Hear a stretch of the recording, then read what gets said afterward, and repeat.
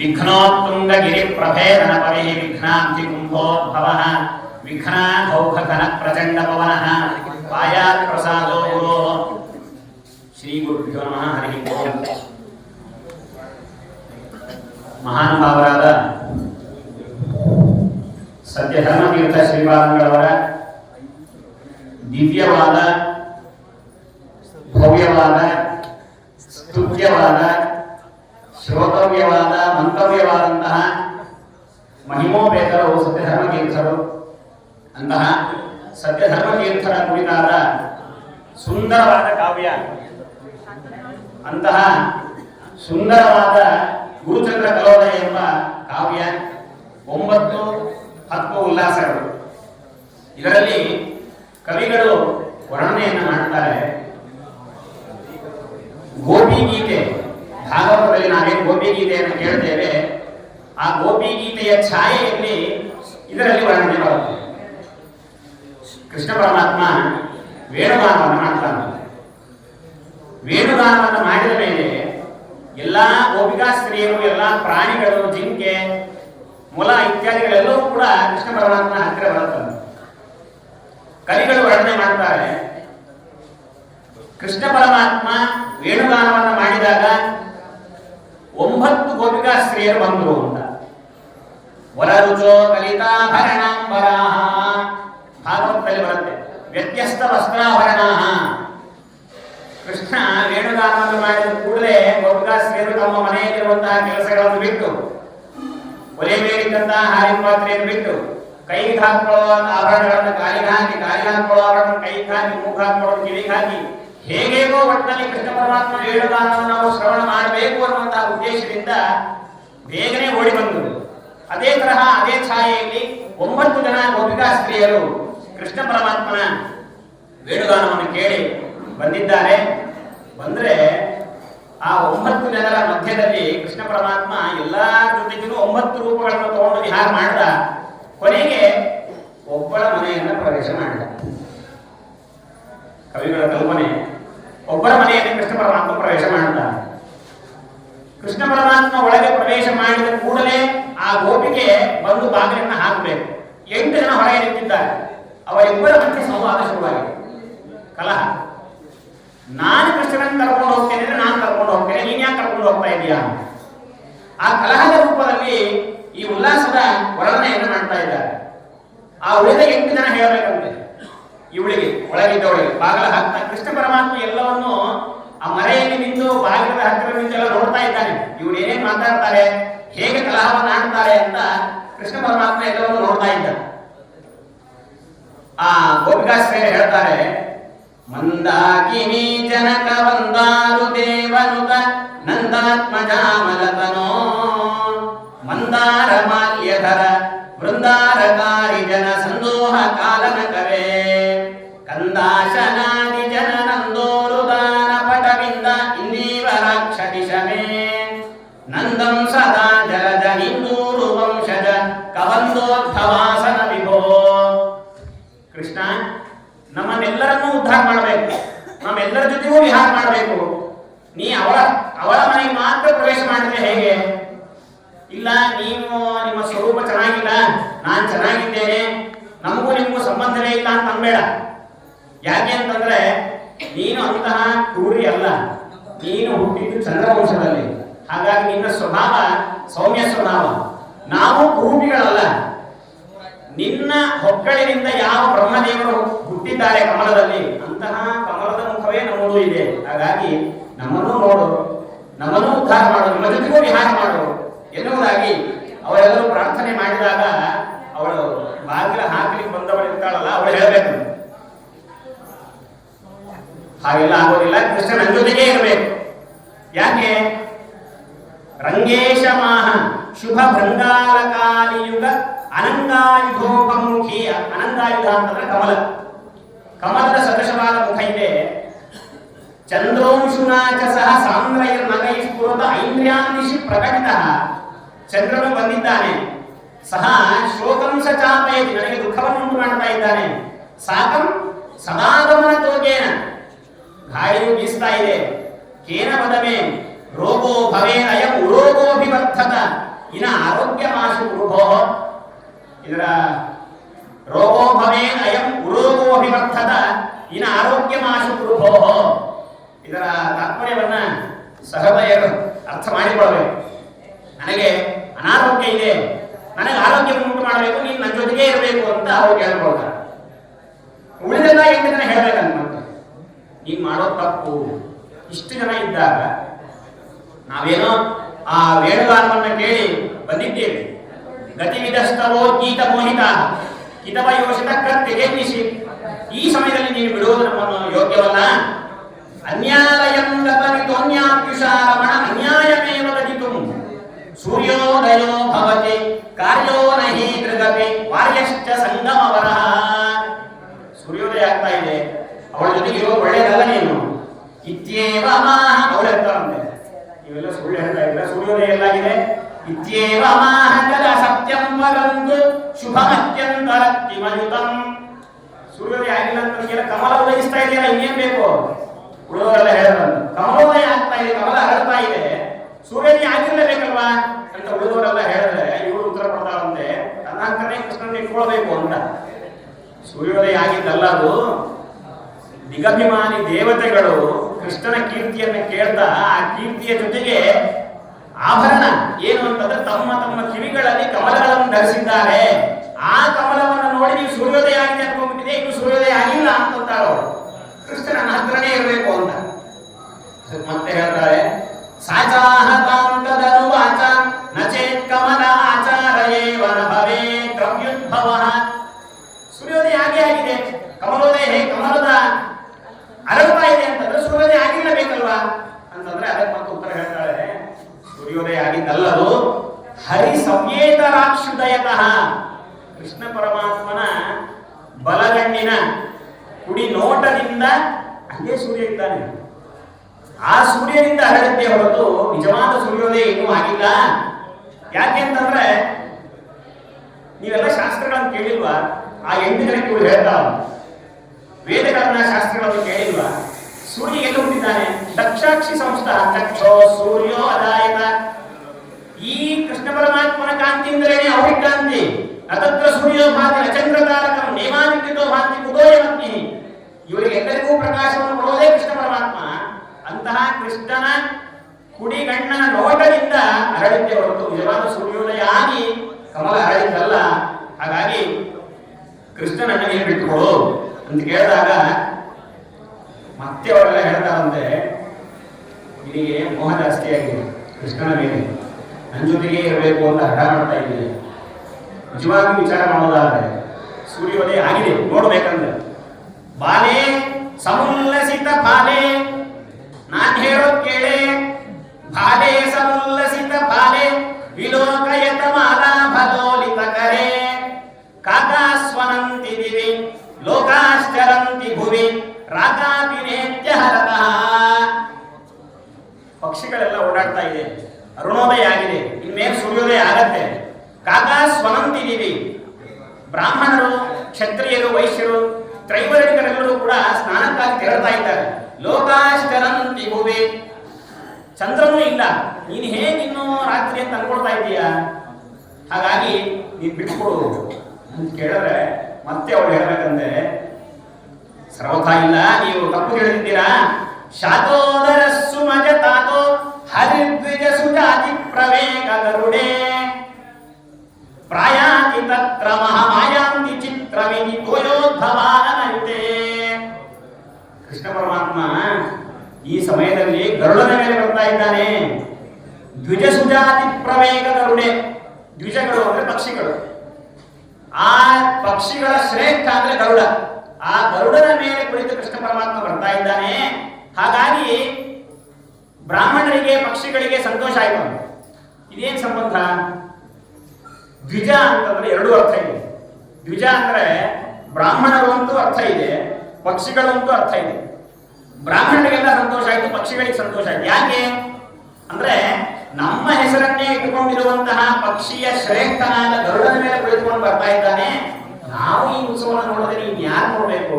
ಹಾಗಾಗಿ ಅವರೆಲ್ಲ ಬಂದಿದ್ದಾರೆ ಅಷ್ಟೇ ಬಿಟ್ರೆ ಈ ಸೂರ್ಯೋದಯ ಆಗಿದ್ದಲ್ಲ ಅಂತ ಮತ್ತೆ ಅವರೆಲ್ಲ ಹೇಳಿದ್ರೆ ಇದೆಲ್ಲ ಕಲಾವನ್ನ ಕೃಷ್ಣ ಪರಮಾತ್ಮ ನೋಡ್ತಾ ಇದ್ದ. ನೋಡಿ ಕೊನೆಗೆ ಕೃಷ್ಣ ವಿಚಾರ ಮಾಡ್ದ, ಈ ಹೆಣ್ಣು ಮಕ್ಕಳ ಸಹವಾಸ ಬಹಳ ಕಷ್ಟ. ಪುನರ್ಮಾಮಾಗತ್ಯಾತಿ ದೃಢಮಬಲಾಪಾಲಿಶತಯಾಧಿಕಂ ವಕ್ರಸೂರ್ಯದ್ಯುವತಿ ಸಹವಸ್ತಿಸ್ತು ಕಠಿಣ, ಯುವತಿ ಸಹವಸ್ತಿಸ್ತು ಕಠಿಣ. ಹಾಗಾಗಿ ನಾನು ಇಲ್ಲಿಂದ ಪಲಾಯನ ಮಾಡುವ ಒಳ್ಳೆಯದು ಅನ್ಕೊಂಡ್ಬಿಟ್ಟ ಕೃಷ್ಣ. ಈ ಮನೆಯಲ್ಲಿ ಇದ್ರೆ ಹೀಗೆ ಕಂಟಿನ್ಯೂ ಆಗುತ್ತೆ ಕೋಲಾಹಲ, ಇಲ್ಲಿಂದ ಪಲಾಯನ ಮಾಡ್ತೇನೆ. ಪಲಾಯಂತೀನೋಯಂ ಗೃಹಿ ಗೃಹ ನಿವಾಸೋ ನ ಸುಖದಃ. ಎಲ್ಲಿ ಹೋದ ಕೃಷ್ಣ ಅಂತಂದ್ರೆ ಸಮುದ್ರದ ತೀರದಲ್ಲಿ ಕೃಷ್ಣ ಪರಮಾತ್ಮ 8 ಮನೆಗಳನ್ನು ಕಟ್ಟಿಸಿಕೊಂಡಿದ್ದಾರೆ. ಆ 8 ಮನೆಗಳಲ್ಲಿ 8 ಜನರನ್ನ ನಿಯಮನ ಮಾಡಿ ತಾನು ಗೋಪಾಲಕನಾಗಿ ಏನ್ ಮಾಡ್ದ, ದಂಡವನ್ನು ಧಾರಣೆ ಮಾಡುವುದು, ಎಲ್ಲಾ ಗೋಗಳನ್ನು ಕಾಯುವುದು. ತನ್ನಂತೆ 8 ಜನರನ್ನು ನಿಯಮನ ಮಾಡ್ದ. ದಂಡಧಾರಿಗಳಾದ ಸನ್ಯಾಸಿಗಳಾದ 8 ಜನರನ್ನ ಸ್ಥಾಪನೆ ಮಾಡಿ ಯಾವ ಸಮುದ್ರ ತೀರದಲ್ಲಿ ಅವರನ್ನು ಇಟ್ಟಿದ್ದನೋ ಆ ಜಾಗಕ್ಕೆ, ಆ ಕ್ಷೇತ್ರಕ್ಕೆ ಕೃಷ್ಣ ಪರಮಾತ್ಮ ಹೋದ. ಇದರರ್ಥ ಕೃಷ್ಣ ಉಡುಪಿಯಲ್ಲಿ ಸನ್ನಿಹಿತನಾದ. ಇಷ್ಟಿದೆ ನೋಡಿ, ಕವಿಗಳು ಹೇಗೆ ಕಲ್ಪನೆ ಮಾಡ್ತಾರೆ ಇದನ್ನೆಲ್ಲ. ಗೃಹಿ ಗೃಹ ನಿವಾಸೋ ನ ಸುಖದಃ ಸಮುದ್ರೋ ಬಾಂಧೇತೋ ನಿವಸದನೇ ಸಂಯಮಿ ಗೃಹೇ. ಇವನು ದಂಡ ಇಟ್ಕೊಳ್ಳೋನೆ, ಅವರು ದಂಡಧಾರಿಗಳೇ, ಸನ್ಯಾಸಿಗಳು. ಹಾಗಾಗಿ ಸನ್ಯಾಸಿಗಳ ಮನೆಗೆ ಹೋಗ್ಬಿಟ್ರೆ ಸೇಫ್, ಅಲ್ಲಿ ಹೆಣ್ಣು ಮಕ್ಕಳ ಕಾಟವೇ ಇರೋದು. ನಾನು ಅಲ್ಲಿದ್ರೆ ಸುರಕ್ಷಿತವಾಗಿರ್ತೇನೆ, ಇದು ಯಾವುದೂ ಗಲಾಟೆ ಇರೋದಿಲ್ಲ ಅಂತ ಅಲ್ಲಿಗೆ ಅಂತರ್ಧಾನನಾಗಿ ಒಮ್ಮೆ ಅಲ್ಲಿ ಪ್ರತ್ಯಕ್ಷನಾಗ. ಇವರು ಕೃಷ್ಣನನ್ನು ಹುಡುಕ್ತಾ ಇದ್ದಾರೆ. ಇಲ್ಲೂ ಕೃಷ್ಣ ಕಾಣಿಸ್ತಾ ಇಲ್ಲ. ಇವರೆಲ್ಲ ವಿಚಾರ ಮಾಡಿದರು, ಗೋಪಿಕಾಸ್ತ್ರೀಯರೆಲ್ಲ, ನಾವು ಇದೇ ವೇಷವನ್ನ ಧಾರಣೆ ಮಾಡಿಕೊಂಡು ಕೃಷ್ಣನನ್ನು ಹುಡುಕ್ತಾ ಹೋದರೆ ಕೃಷ್ಣ ಸಿಗುವುದಿಲ್ಲ. ಯದಿ ವಯಂ ಅನುದಂತ್ರ ಸ್ಥೂಲದೇಹ ಭವಾಮಃ ವನ ಘನ ಘನ ಗಾತ್ರೋ ನೇತ್ರಪಾತ್ರಂ ಭವೇನ್ನಃ ನಹಿ ನಹಿ ಭುವಿಭಾವೋ ಯೋಷಿತಾಂ ವಾಪಿ ಪುಂಸಾಂ ಇತಿ ದೃಢ ವಿಷಯಾಂಗ್ಯೋ ಹ್ಯಂಗನಾಸ್ಯಾಮಯಾಮಃ. ಆ ಅಂಗನೆಯರೆಲ್ಲ ವಿಚಾರ ಮಾಡಿ ವನ ಘನ ಘನ ಗಾತ್ರ, ಏನ್ ಶಬ್ದ ನೋಡಿ. ವನ ಅಂದ್ರೆ ನೀರು, ವನ ಘನ ನೀರಿನಿಂದ ತುಂಬಿದ, ಘನ ಅಂದ್ರೆ ಮೋಡ. ಆ ತರಹ ಗಾತ್ರ ಇರುವಂತಹ ಕೃಷ್ಣ ಪರಮಾತ್ಮ ನೀಲಮೇಘ ಶ್ಯಾಮ. ಅಂತಹ ನೀಲಮೇಘ ಶ್ಯಾಮ ನಾವು ಇದೇ ರೂಪವನ್ನು ಧಾರಣೆ ಮಾಡಿ ಹೋಗೋದಿಲ್ಲ. ಸರಿ, ಹಾಗಾದ್ರೆ ಮಾರುವೇಷದಿಂದ ಪುರುಷನ ವೇಷವನ್ನು ಧಾರಣೆ ಮಾಡ್ಕೊಂಡು ಹೋಗೋಣ ಅಂತಂದ್ರೆ ನೋಡ್ರಿ, ಆಗಿನ ಕಾಲದ ಹೆಣ್ಮಕ್ಳು ಶಾಸ್ತ್ರವನ್ನು ಬಲ್ಲವರು. ನಹಿ ಭುವಿ ಭಾವೋ ಯೋಷಿತಾಂ ವಾಪಿ ಪುಂಸಾಂ. ಹೆಣ್ಣು ಮಕ್ಕಳು ಎಂದಿಗೂ ಪುರುಷರ ವೇಷವನ್ನ, ಪುರುಷರಿರುವಂತಹ ಆ ಆಭರಣಗಳನ್ನ, ಆ ತರ ವಸ್ತ್ರಭೂಷಾದಿಗಳನ್ನು ಧಾರಣೆ ಮಾಡುವಂತಕ್ಕಿಲ್ಲ. ಅದು ಶಾಸ್ತ್ರ ಸಮ್ಮತವಲ್ಲ. ಈಗಿನ ಕಾಲದ ಹೆಣ್ಮಕ್ಳಾದ್ರೆ ಅಂಗಿ ಪ್ಯಾಂಟ್ ಅಂದ್ರೆ ಇಬ್ಬರಿಗೂ ಸಮಾನ. ಪುರುಷರಂತೆ ಬಾಸ್ ಕಟ್ ಮಾಡಿಸ್ಕೊಳ್ಳೋದು, ಎಲ್ಲ ತರಹದ ಆಚರಣೆ ಬೇರೆ ಆಗಿದೆ. ಸ್ತ್ರೀಯರು ಮಾಡಬೇಕಾದಂತಹ ಧರ್ಮಗಳನ್ನೆಲ್ಲ ಬಿಟ್ಟು ಮನೆಯಲ್ಲಿ ಆ 3 ದಿನಗಳು ಮಾಡಬೇಕಾದಂತಹ ಒಂದು ಹೊರಗೆ ಇರಬೇಕು ಅಂತನ್ನುವಂತಹ ವಿಚಾರವನ್ನು ಬಿಟ್ಟು ಮನೆಯಲ್ಲಿ ಎಲ್ಲವನ್ನೂ ಸೇರಿಸ್ತಾರೆ. ಇದು ಅತ್ಯಂತ ಶುದ್ಧ ತಪ್ಪು, ಶಾಸ್ತ್ರೀಯವಾದದ್ದಲ್ಲ ಅಂತ ಹೇಳಿ ಅವರೆಲ್ಲರೂ ವಿಚಾರ ಮಾಡಿ ನಾವು ಗಂಡಸರ ವೇಷವನ್ನು ಹಾಕಿಕೊಂಡು ಹೋಗೋದು ಉಚಿತವಲ್ಲ. ಹಾಗಾದ್ರೆ ಏನ್ ಮಾಡಬೇಕು ಅಂತಂದ್ರೆ ಅವರು ತಮ್ಮ ತಮ್ಮ ವೇಷಗಳನ್ನ ಬದಲು ಮಾಡಿಕೊಂಡು ನವವಿಧ ಭಕ್ತಿಗಳಾಗಿ ತಮ್ಮ ವೇಷವನ್ನು ಬದಲು ಮಾಡಿಕೊಳ್ತಾರೆ. ನವವಿಧ ಭಕ್ತಿಗಳಾದ್ರೂ ಸರಿ, ಕೃಷ್ಣನ ಹುಡುಕ್ಲಿಕ್ಕೆ ಹೋಗ್ಬೇಕಲ್ಲ. ಎಲ್ಲಿ ಹೋದ್ರು ಅವರು? ಇತಿ ಹೃದಯ ನವಕಾಂತಾಸ್ತತ್ರ ಸಂಭಾವಿಕಾಂತಾಃ ಅನವಗಮನಕಾಂತಾ ಸರ್ವದಾ ಸ್ವಂತಕಾಂತಾಃ ಭುವಿ ಗುರುವರವೇತಂ ಭಕ್ತಿಭಾವೇನ ಭೂತಾಃ ಸಹಜ ಸಮತಯೇತಾ ಸಂಖ್ಯೆಯ ಖ್ಯಾತಾಸ್ತಾಃ. ಇವರೆಲ್ಲರೂ ಸೇರಿ ಆ ಸಮುದ್ರದ ತೀರದಲ್ಲಿ ವಾಸ ಮಾಡ್ತಾ ಇರುವಂತಹ ಒಂದು ಮನೆಯನ್ನು ಪ್ರವೇಶ ಮಾಡಿದರು, ಗುರುಗಳ ಮನೆಯನ್ನ ಪ್ರವೇಶ ಮಾಡಿದರು. ಇದರರ್ಥ ಕೃಷ್ಣ ಪರಮಾತ್ಮನ ದರ್ಶನಕ್ಕೆ ಅಷ್ಟಮಠಾಧೀಶ್ವರನೆಂದು ಪೂಜಿತನಾದಂತಹ ಆ ಭೈಷ್ಣೀ ಸತ್ಯ ಸಮೇತ ಭೈಷ್ಣೀ ಸತ್ಯರಿಂದಲೂ ಪೂಜಿತನಾದಂತಹ ಕೃಷ್ಣನ ಸಂದರ್ಶನಕ್ಕಾಗಿ ಸತ್ಯ ಧರ್ಮ ತೀರ್ಥರು ಸಮುದ್ರದ ದಂಡೆಗೆ ಬಿಡಾರವನ್ನು ಹೂಡಿರುತ್ತಾರೆ. ಆ ಮನೆಯನ್ನ ಈ 9 ಜನ ಪ್ರವೇಶ ಮಾಡಿದರು. ಯಾವ ರೂಪದಿಂದ? ನವವಿಧ ಭಕ್ತಿಯ ರೂಪದಿಂದ ಪ್ರವೇಶ ಮಾಡಿದರು. ಇದರ ಅರ್ಥ ಗುರುಗಳು ನವವಿಧ ಭಕ್ತಿಗಳನ್ನು ಉಳ್ಳವರಾಗಿದ್ದರು. ಆ ಸತ್ಯಧರ್ಮ ತೀರ್ಥರು ಉಡುಪಿಯ ಸಂದರ್ಶನಕ್ಕಾಗಿ ಹೋಗ್ತಾ ಇದ್ದಾರೆ. ಇದು ಈ ಉಲ್ಲಾಸದ ಸಾರಾಂಶ. ಇದನ್ನ ಕವಿಗಳು ಹೇಗೆ ಆ ಗೋಪಿಗೆ ಬಂದರು, ಆ ಗೋಪಿಗೀತದಿಂದ ಮತ್ತೆ ಕೃಷ್ಣ ಪರಮಾತ್ಮನ ಹತ್ತಿರ ಹೋದವರೆಲ್ಲರೂ ಅಲ್ಲಿಂದ ಮತ್ತೆ ಗುರುಗಳ ಮನೆಗೆ ಬಂದರು. ಆ ಗುರುಗಳ ಹತ್ತಿರ ಅವರು ಒಳಗೆ ಪ್ರವೇಶ ಮಾಡಿದರು ಅಂದ್ರೆ ನವವಿಧ ಶ್ರವಣಂ ಕೀರ್ತನಂ ವಿಷ್ಣು ಅರ್ಚನಂ ಪಾದಸೇವನಂ ಅರ್ಚನಂ ವಂದನಂ ದಾಸ್ಯಂ ಸಖ್ಯಮಾತ್ಮವೇನಂ ಅಂತ ನವವಿಧ ಭಕ್ತಿಗಳ ರೂಪದಲ್ಲಿ ಅವರಲ್ಲಿ ಪ್ರವೇಶ ಮಾಡಿ ಗುರುಗಳಿಗೆ ಪ್ರಾರ್ಥನೆ ಮಾಡಿಕೊಳ್ತಾರಂತೆ. ಗುರುಗಳೇ, ನೀವು ಇಲ್ಲಿಯವರೆಗೂ ಯಾರು ಬೇಡಿದ ಇಷ್ಟಾರ್ಥಗಳನ್ನ ಕೊಡದೇ ನೀವಿಲ್ಲ. ನೀವು ಯಾವ ಇಷ್ಟಾರ್ಥವನ್ನು ಪ್ರಾರ್ಥನೆ ಮಾಡ್ತಾರೆ ಅದನ್ನೆಲ್ಲವನ್ನೂ ಕೊಟ್ಟಿದ್ದೀರಾ. ನಾವು ಒಂದೇ ಕೇಳ್ತಾ ಇದ್ದೇವೆ, ಕುರ್ವನ್ ಯಾಚಾಮಹೇತಂ ಪ್ರಥಿತೈತಿ ವಯಂ ವರ್ತಸೆ ತ್ವಾಂತರಾರ್ಥಂ ಆಜಾನಂ ಜಾತು ಹಿತ್ವಾ ಕ್ಷಣಮಪಿ ನಗತಃ. ನಾವು ಹುಟ್ಟಿದಾಗಲಿಂದ ಕೃಷ್ಣನ ಬಿಟ್ಟೇ ಇಲ್ಲ. ಗೋಪಿಕಾಸ್ತ್ರೀಯರು ಚಿಕ್ಕವನಿದ್ದಾಗಿಂದ ನಾವು ನೋಡ್ತಾ ಇದ್ದೇವೆ, ಅವನ ಜೊತೆಗೆ ಬೆಳೆದಿದ್ದೇವೆ, ಅವನ ಜೊತೆಗೆ ಆಟ ಆಡಿದ್ದೇವೆ. ನಮಗೂ ಅವನಿಗೂ ವಿಯೋಗ ಆಗಿದೆ. ಇದನ್ನು ಹೇಗಾದರೂ ಮಾಡಿ ಈ ವಿಯೋಗವನ್ನು ಬಿಡಿಸಿ ನೀವು ನಮ್ಮಿಬ್ಬರ ಸಮಾಧಾನವನ್ನು ಮಾಡಿಸಬೇಕು ಅಂತ ಅವ್ರು ಕೇಳ್ಕೊಳ್ತಾರೆ. ಸರಿ ಅಂತ ಸತ್ಯಧರ್ಮ ತೀರ್ಥರು ಸಮಾಧಾನ ಮಾಡಿಸುವುದು ಅಂದ್ರೆ ಏನು? ಈ 9 ಜನ ಗೋಪಿಕಾ ಸ್ತ್ರೀಯರನ್ನ ಕೃಷ್ಣನ ಜೊತೆಗೆ ಸೇರಿಸೋದು ಅಂತಂದ್ರೆ ಇವರು ನವವಿಧ ಭಕ್ತಿ ಪೂರ್ವಕವಾಗಿ ಕೃಷ್ಣನ ದರ್ಶನವನ್ನು ಮಾಡೋದು ಅಂತ ಅರ್ಥ. ಬಾಲ ಆಬಾಲಮಾತ್ಮಾನುಸರಣ ಚರಣಾಸ್ತ ಅವಶ್ಯಂ ಮಯಾಯತ್ ಸಂಯೋಜ್ಯ ಶ್ರೀಯುದೇತಿ. ಇಬ್ಬರನ್ನ ಸಮಾಧಾನಗೊಳಿಸಿದರು. ಹೀಗೆ ಅವರು ಕೃಷ್ಣನನ್ನ ಪರಿಪರಿಯಾಗಿ ಅರ್ಚನೆಯನ್ನು ಮಾಡಿ ಆಂತರಿಕವಾದಂತಹ ಉಪಚಾರಗಳು ಅಂದ್ರೆ ಈ ನವವಿಧ ಭಕ್ತಿಗಳು, ಆಂತರಿಕ ಉಪಚಾರಗಳು, ಬಾಹ್ಯೋಪಚಾರಗಳು. ಬಾಹ್ಯೋಪಚಾರಗಳು ಅಂದ್ರೆ ಅದನ್ನು ಹೇಳ್ತಾರೆ, ಏವಂ ಬಾಹ್ಯೋಪಚಾರ ಇಷ್ಟ ಊಟಯಿಂದ ಕೃಷ್ಣ ಪರಮಾತ್ಮನಿಗೆ ಸತ್ಯಧರ್ಮ ತೀರ್ಥರು ಅನೇಕ ವಿಧವಾದಂತಹ ಆಭರಣಗಳನ್ನ ಆಮೇಲೆ ದೀಪದ ಸಮಯಗಳನ್ನು ಮಾಡಿಸಿಕೊಟ್ಟಿದ್ದಾರೆ. ಇವತ್ತಿಗೂ ಅದರ ಉಲ್ಲೇಖ ಇದೆ. ಆ ಕೃಷ್ಣನ ಮುಂದೆ ಇರುವಂತಹ ದೀಪಸ್ತಂಭಗಳು ಸತ್ಯಧರ್ಮ ತೀರ್ಥರು ಮಾಡಿಸಿಕೊಟ್ಟಿದ್ದು ಅಂತ ಹೇಳುವಂತಹ ಪ್ರವಾದ. ಯಾಕೆ ಅಂತಂದ್ರೆ ನಮ್ಮ ಸ್ವಾಮಿಗಳು ಕಲ್ಪನೆ ಮಾಡ್ತಾರೆ, ಸತ್ಯಧರ್ಮ ತೀರ್ಥರು ದೀಪದ ಸ್ತಂಭಗಳನ್ನ ಯಾಕೆ ದಾನ ಮಾಡಿದರು?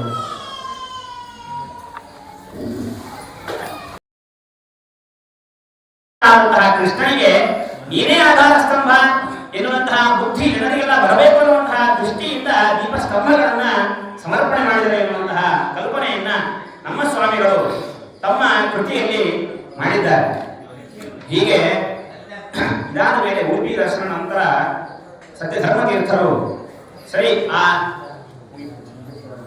ನವವಿಧ ಭಕ್ತಿಗಳಿಗೆ ಏನೋ ಒಂದು ಗತಿಯನ್ನು ಕಲ್ಪಿಸಿಕೊಟ್ಟಿದ್ದೀಯಾ, ನಾವೊಂದು ಇಚ್ಛೆನ ಉಟ್ಕೊಂಡಿದ್ದೀವಿ ಎಂದು ಗೋಪಿಕಾಸ್ತ್ರೀಯರು ನಮ್ಮ ಪಾಡೇನು ಅಂತ ಕೇಳಿದ್ರು. ಆ ಇಚ್ಛೆ ಯಾರು ಅಂತಂದ್ರೆ ಮನಸ್ಸು, ಬುದ್ಧಿ, ಅಹಂಕಾರ, ಚಿತ್ತ, ಚೇತನ. ನಮಗೂ ದೇವರಿಗೂ ವಿಯೋಗ ಆಗಿದೆ, ನಮಗೂ ಕೂಡಿಸ್ಬೇಕು ಅಂತ ಕೇಳಿದಾಗ ಇಲ್ಲಿಂದ ತಿರುಪತಿಯ ತಿಮ್ಮಪ್ಪನ ದರ್ಶನಕ್ಕೆ ಹೋಗಿ ಅಲ್ಲೊಂದು ಪವಾಡ ಪಾಪನಾಶನ ತೀರ್ಥ ಅಂತ. ಅನೇಕ ವರ್ಷಗಳಿಂದ ಅಲ್ಲಿ 3 ಧಾರೆಗಳು ಬರ್ತಾ ಇದ್ವು. 3 ಧಾರೆಗಳು ನಿಂತು ಹೋಗಿದೆ. ದೈವ ಹೇಗಿರುತ್ತೆ? ಸತ್ಯಧರ್ಮ ತೀರ್ಥರು ತೀರ್ಥೀಕುರುವಂತೆ ತೀರ್ಥಾನಿ. ಮಹಾನುಭಾವರು ಅವರ ಸಂಗಮವೇ ತೀರ್ಥ. ಅವರ ಸಂಗಮ, ಅವರ ದರ್ಶನ ಆಯಿತು ಅಂತಂದ್ರೆ ಅದರಿಂದೇ ನಮ್ಮ ಜನ್ಮ ಪವಿತ್ರವಾಗುತ್ತೆ. ಅಂಥದ್ದು ಸತ್ಯಧರ್ಮ ತೀರ್ಥರು ಆ ಹೊತ್ತಿಗೆ ಅಲ್ಲಿ ಹೋದ್ರೆ ಯಾವ ಮಳಿಗಾಲ ಅಲ್ಲ, ಏನೂ ಅಲ್ಲ.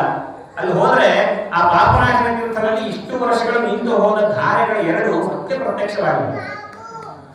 ಎಲ್ಲಾ ಜನರು ಸತ್ಯಧರ್ಮ ತೀರ್ಥ ಸ್ನಾನ ಮಾಡಿದ ನಂತರ ಎಲ್ಲರೂ ಸ್ನಾನ ಮಾಡೋರು.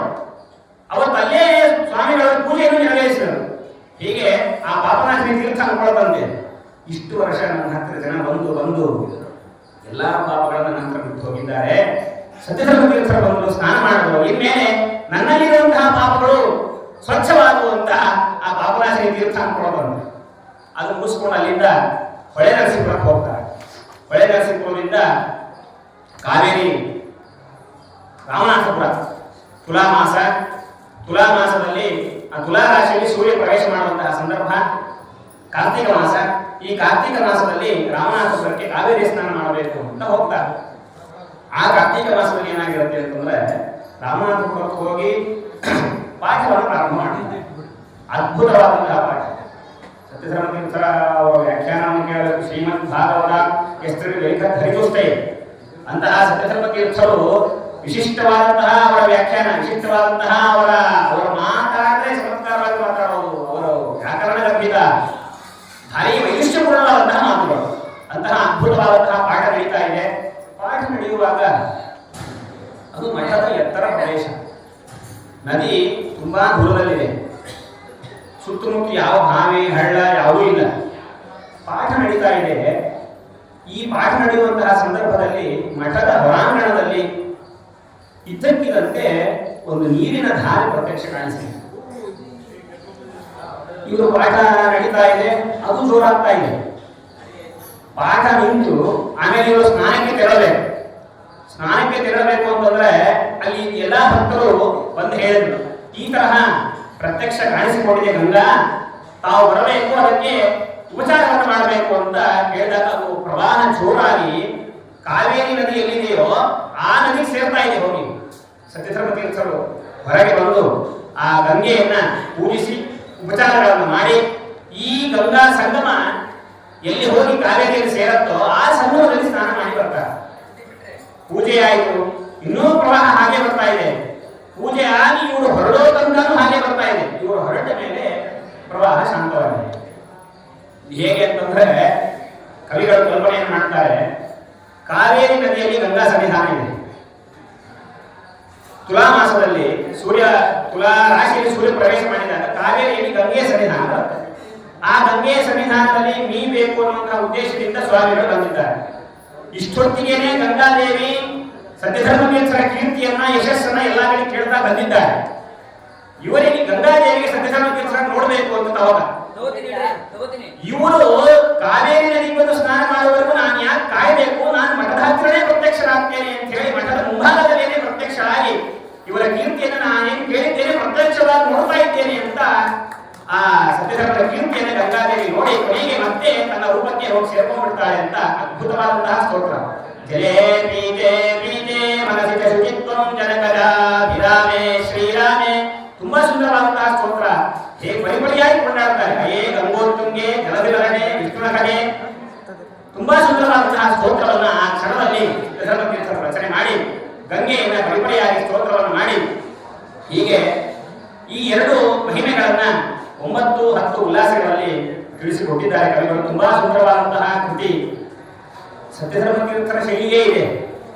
ಅವರೇ ಕೊನೆಗೆ ಹೇಳುವಾಗ ಯದ್ವಾಕ್ ಪದ್ಧತಿ ಮೇವ ಕಾವ್ಯ ರಚನೆ ಯಚ್ಚಾತುರೇಂ ಭಾಷಣೆ ವ್ಯಾಖ್ಯಾನೇ ಚ ಯದೀಯ ರೀತಿ ಮಮಿತಾಂ ಸದ್ಧರ್ಮ ಕರ್ಮಣ್ಯಪಿ ತತ್ತತ್ ಕರ್ಮ ಕೃತೋಂಶತೋ ಕ್ಷಣಭವೋ ಕ್ಷರ್ವಾತ್ ಹರ್ವಾತ್ ಅನುಸರನ್ ಕೆರ್ವಾತ್ ಭವಂತೋ ಪುರಃ. ಆ ಸಮಕಾಲ ಸತ್ಯಧರ್ಮ ತೀರ್ಥರ ಸಮಕಾಲೀನರು ಇವರನ್ನೇ ಅನುಸರಿಸೋ. ಒಂದು ಕಾರ್ಯಗಳನ್ನು ಬರೀಬೇಕಾದ್ರೆ, ಅವನೇನಾದ್ರೂ ಧರ್ಮ ಕಾರ್ಯಗಳನ್ನು ಮಾಡಬೇಕಾದ್ರೆ ಪ್ರತಿಯೊಂದು ಕರ್ಮದಲ್ಲಿ ಇವರನ್ನೇ ಅನುಸರಿಸೋ. ಬರೀ ಆ ಸಮಕಾಲೀನರಲ್ಲ, ಈಗಿದ್ದವರು ಮುಂದೆ ಬರುವವರು ಎಲ್ಲರೂ ಕೂಡ ಸತ್ಯಧರ್ಮ ತೀರ್ಥರ ಶೈಲಿಯನ್ನೇ ಅನುಸರಿಸ್ತಾ ಇದ್ದಾರೆ. ಇದು ಕೂಡ ಅವರ ಶೈಲಿಯಲ್ಲೇನೆ ಬರುವಂತಹ, ಅದೇ ಶೈಲಿಯಲ್ಲಿ ಇರುವಂತಹ ಕೃತಿ. ಇಂತಹ ಸುಂದರವಾದ ಕೃತಿ. ಇದನ್ನ ನಮಗೆ ಹೇಳಲಿಕ್ಕೆ ಅವಕಾಶ ಶ್ರೀನಿವಾಸರು, ರಾಮಾಚಾರ್ಯರು ನಿಜವಾಗ್ಲೂ ಧನ್ಯವಾದಗಳು ಸಮರ್ಪಣೆ ಮಾಡಬೇಕು. ನಾವು ಪ್ರತಿನಿತ್ಯ ಆದೇಶಿಕೊಂಡು ಕೆಲಸವನ್ನು ಮಾಡುವಾಗ ಇನ್ನೊಬ್ರು ಬಂದು ಹೇಳೋರು, ಈ ನನಗೆ ಕೊಟ್ಟ ಉಲ್ಲಾಸ ತುಂಬಾ ಚೆನ್ನಾಗಿದೆ, ಇದರಲ್ಲಿ ಭಾರಿ ವರ್ಣನೆ ಬಂದಿದೆ. ಇನ್ನೊಬ್ರು ಹೇಳಬೇಕು, ನಮ್ಮ ಉಲ್ಲಾಸದಲ್ಲೂ ಭಾರಿ ಇದೆ ವಿಷಯಗಳು, ತುಂಬಾ ಸುಂದರ ದಿವಸ ಇದರ ಬಗ್ಗೆ ಚರ್ಚೆ. ಆದ್ರೆ ಹೇಳಿಕ್ ಸಮಯ ಜಾಸ್ತಿ ಇಲ್ಲ, ತಿಳ್ಕೊಳ್ಳುವಂತಹ ಸಾಮರ್ಥ್ಯನೂ ಕಡಿಮೆ ಇದೆ. ಯಥಾವಕಾಶ ಯಥಾಕಾಲ ನಿರೂಪಣೆ ಮಾಡುವಂತಹ ಅವಕಾಶವನ್ನ ಕಲ್ಪಿಸಿಕೊಟ್ಟಿದ್ದಕ್ಕೆ ಎಲ್ಲರಿಗೂ ಧನ್ಯವಾದಗಳನ್ನ ತಿಳಿಸ್ತಾ ಈ ಎರಡು ಮಾತುಗಳನ್ನ ಸತ್ಯಧರ್ಮ ತೀರ್ಥರು ಅಂತರದ ಭಾರತೀಯ ಮುಖ್ಯ ಪ್ರಾಣಾಂತರದ ಕುಲಸ್ವಾಮಿಯಲ್ಲಿ ಸಮರ್ಪಣೆಯನ್ನು ಮಾಡ್ತಾ ಇದ್ದೇನೆ. ಹರೇ ನಮಃ. ಶ್ರೀಕೃಷ್ಣ ಅರ್ಪಣಮಸ್ತು.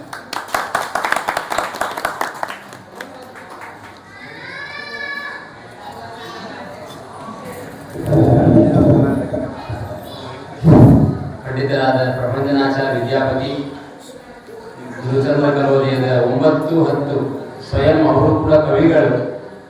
ಅನೇಕ ಸುಂದರವಾದ ಶ್ಲೋಕಗಳನ್ನು ರಚನೆ ಮಾಡ್ತಾರೆ. ಹಾಗಾಗಿ ಕವಿಗಳಿಗೆ ಆ ಕವಿಗಳ ಭಾಷೆ ತುಂಬಾ ಸುಂದರವಾಗಿ ಅರ್ಥ ಆಗ್ತದೆ.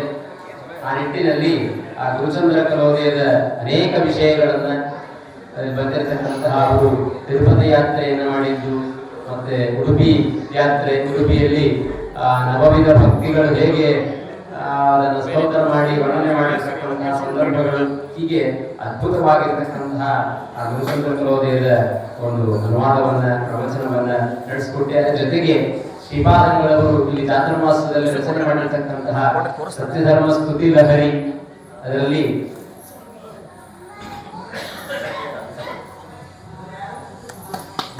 ಸತ್ಯಧರ್ಮ ಸ್ತುತಿ ಲಹರಿ ಅಂತ ಹೇಳಿ ಅದ್ಭುತವಾಗಿ ಶ್ರೀಪಾದಂಗಳವರು ಸತ್ಯಧರ್ಮರನ್ನ ಕೊಂಡಾಡಿದ್ದಾರೆ.